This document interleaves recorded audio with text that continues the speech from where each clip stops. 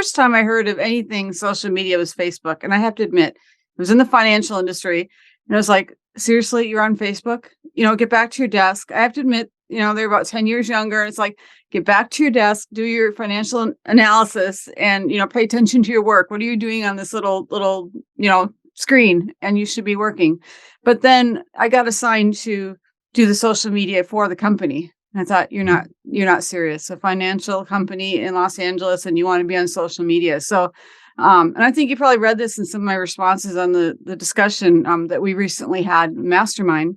And I'll let you advertise that. You know more about the Mastermind than I do. But the PR company that we'd hired, and it was like, what, $10,000? I'm not going to say the name because I'm not going to connect the fee with the company. So we're going to leave some anonymity there. But like $10,000 a month.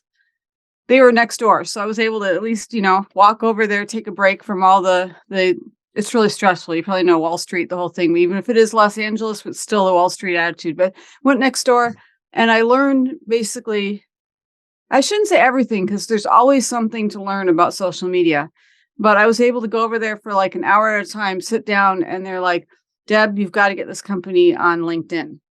I'm like, what? Huh? What's LinkedIn?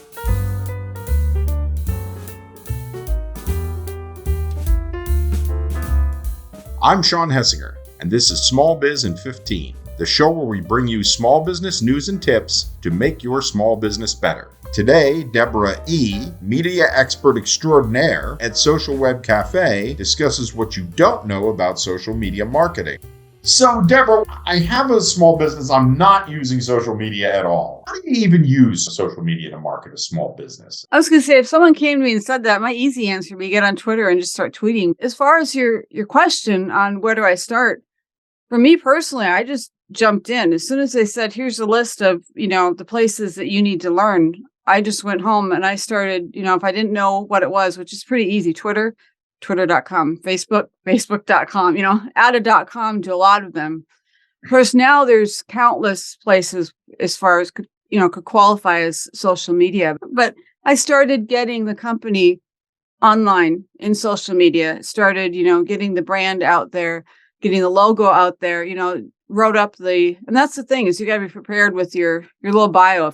If you're an entrepreneur or, a one person entity, a small business, your personal bio, your company, it's still a bio as far as the company, and get that bio out there in all these different places. For me personally, I believe in having a presence everywhere. That doesn't mean that if you actually went out there and worked social media in all of the places, you'd never have time to go to the bathroom.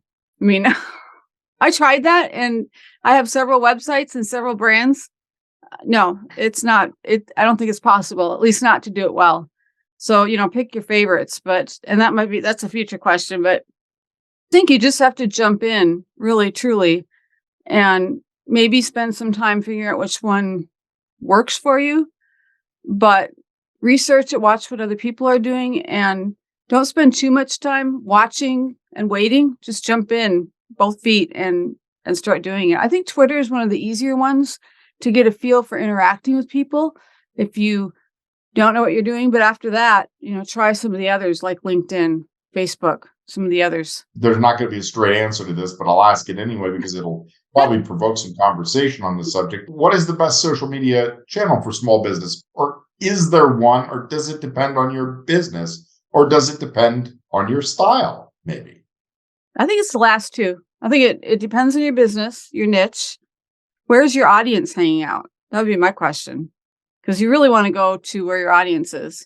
But also it depends on your style. Like personally, I don't do a lot of interaction. It's not the same type of interaction on YouTube, but I really love YouTube. I took a little bit of a break from YouTube. I thought that going to get my doctorate would be a fun thing to do. I think a lot of things are fun things to do, but as far as interacting, I do probably more of that on Facebook and Twitter. And that would be more that last one is for style. And I tend to I see a lot of people going for their, adhering to their style because it's where's our passion? Where's that interaction very natural? Where do we find our friends? And, that sort of thing. But I really think the best answer is that third one. That I think it was the third one. Oh, the second to the last one. What's the best one for your business? Where if you're looking to make money, so especially which one fits your niche, which one fits your business. Now, the PR firm told me LinkedIn, but that makes sense. Financial industry, LinkedIn, that was the best fit. How do I create a social media marketing strategy for my business? Now, this is something that, you read about increasingly, that you're supposed to have a strategy. And whether we're talking about a strategy, a calendar, a schedule, whatever the heck. So how would you advise a person to create a strategy? I mean, how formal does it have to be? I think that one really comes down, earlier you said about style. I think that comes down to a personal, what clicks with each person and how they approach things in general. Like, for instance, my friend Josh over at Post Planner, he's got a wonderful app. And I'm going to put a pitch. No, he's not paying me. Wait, I might be an affiliate. I'll put that in there, but I don't even know. Anyway, wonderful program. But no offense to Josh, it doesn't click with me. Like, I'm not intuitive with his app, but I think his app, I'm weird. So I think his app is probably works for like 90% of the people out there. So as far as putting together a plan, his app is kind of built in a way that you could create your own plan, so to speak. I can't say much beyond that because, like I said, I don't use it because it's not intuitive for me personally. But it works really well, and it's a new find, is the downloadable calendar on Small Biz Trends. That was just that link, and I don't have the link in front of me, but what is it? It's available via Excel. I just looked at, was that 2 weeks ago? But it's really good. I really like it. I was going to try to implement it. What I use personally, and again, this comes down to style, and I'm weird, and I'm the other 10%. I used an app called FileMaker. I don't know if anyone's heard of it. It used to be really popular, and people think, oh, is it still around? Yes, it's still around, still going strong. I'm a developer, so I do programming. Yes, the weird, like C, C+, all that. So I actually developed my own program. I developed my calendar. Like, I'll look at a regular calendar, figure out when I want things to show up. And that's where it deviates from like what you can download. We're just talking about as far as Excel. I would actually take the, not to copy it, but I mean that idea as far as figuring out the frequency of how often you want to post on which channels. And then I program it into the FileMaker.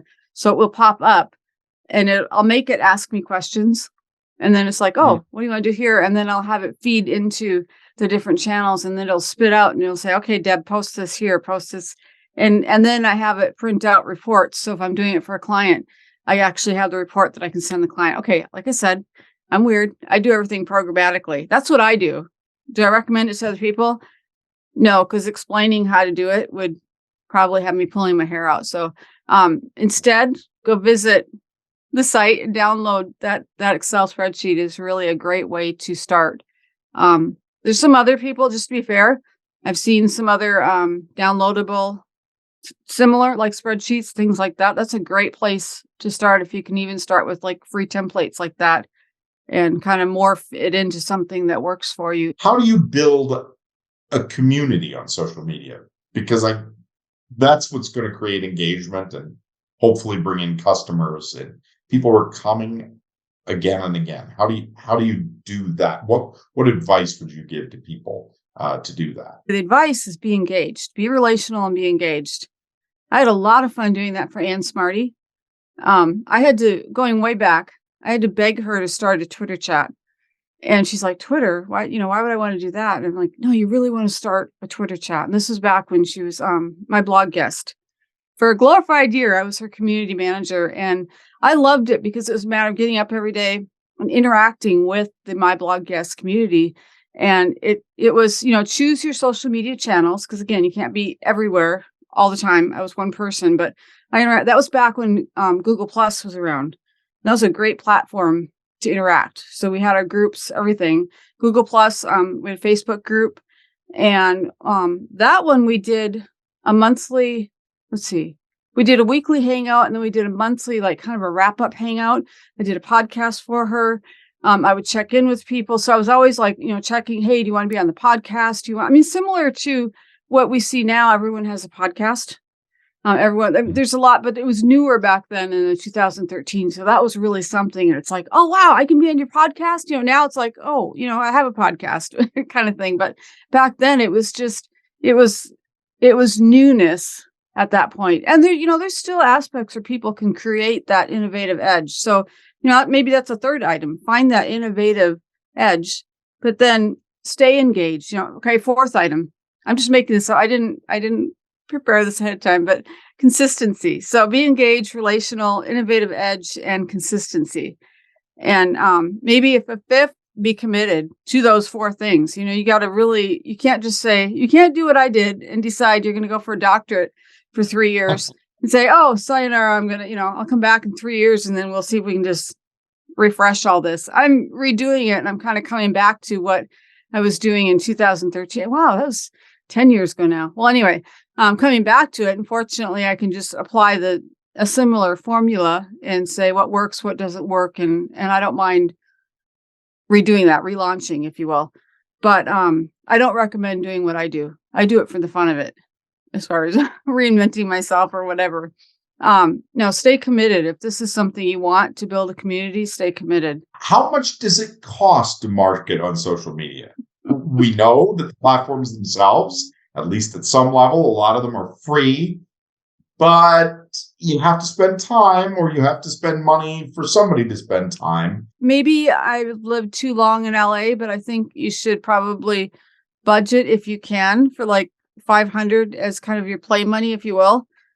That it's possible that's, at least initially, to build your community, that's money that may not be an investment, that may be an expense, as far as whether you're paying somebody. That might be somebody you've already hired, virtual assistant, that you say, hey, now I need you, half your time is going to be spent on social media. Maybe they're already doing it. But as far as your cost, it's got to come from somewhere.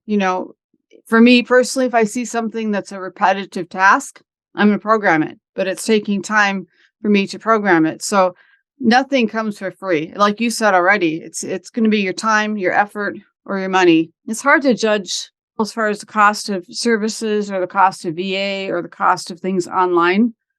I think 100 is a minimum and 500 is a reasonable. And that's why I called it play money. If you want to just be able to kind of kick back and money is not a concern, and you want to be able to hire people or pay for services or, whatever it is, 500 is a reasonable play amount with buffer, What should you avoid posting on social media? Of course, this is a business. There's probably things you shouldn't post on your personal account either.